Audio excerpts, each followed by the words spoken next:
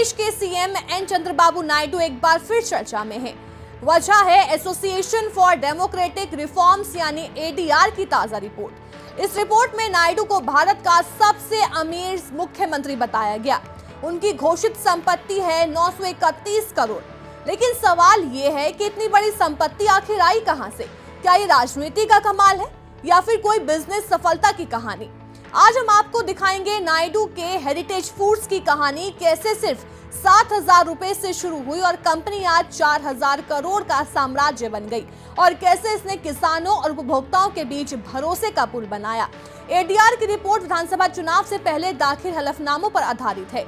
इसमें साफ लिखा गया है कि चंद्रबाबू नायडू की कुल संपत्ति 931 करोड़ है, जो उन्हें भारत का सबसे अमीर सीएम बनाती है। तो वहीं इस लिस्ट में सबसे नीचे नाम है पश्चिम बंगाल की मुख्यमंत्री ममता बनर्जी का। साल 1992, नायडू उस वक्त सिर्फ एक विधायक थे। उनके गृह जिले चित्तूर में दूध की अधिकता थी, लेकिन किसान परेशान थे क्योंकि उनके पास दूध बेचने के लिए सही बाजार नहीं था। इसी समस्या को नायडू ने एक मौके पर बदला। सिर्फ 7,000 रुपए की पूंजी से उन्होंने हेरिटेज फूड्स की नींव रखी। 1993 में ऑपरेशन शुरू हुआ और 1994 में कंपनी का आईपीओ आया। नतीजा, आईपीओ 54 गुना सब्सक्राइब हुआ। 1994 में नायडू राजनीति में और ज्यादा सक्रिय हुए और उन्होंने कंपनी से इस्तीफा दे दिया, लेकिन कंपनी की जिम्मेदारी उनकी पत्नी नारा भुवनेश्वरी ने संभाली।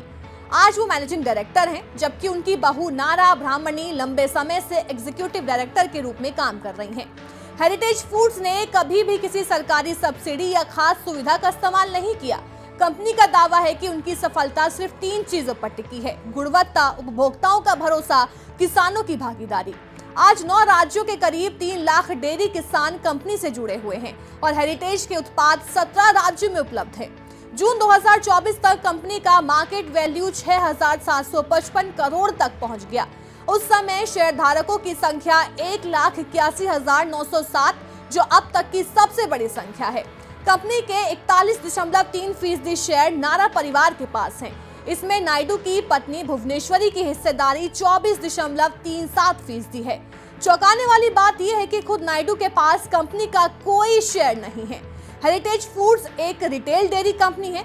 इसका कोई लिंक क्रॉनी कैपिटलिज्म या इंफ्रास्ट्रक्चर सेक्टर से नहीं है।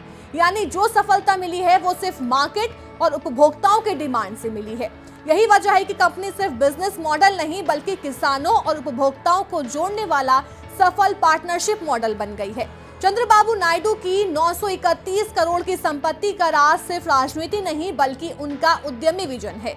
हेरिटेज फूड्स ने न सिर्फ उन्हें देश का सबसे अमीर मुख्यमंत्री बनाया, बल्कि लाखों किसानों की जिंदगी भी बदल दी। 33 साल पुरानी इस कहानी से ये साफ होता है कि अगर सोच बड़ी हो और मेहनत लगातार, तो छोटी सी पूंजी से भी करोड़ों का साम्राज्य खड़ा किया जा सकता है।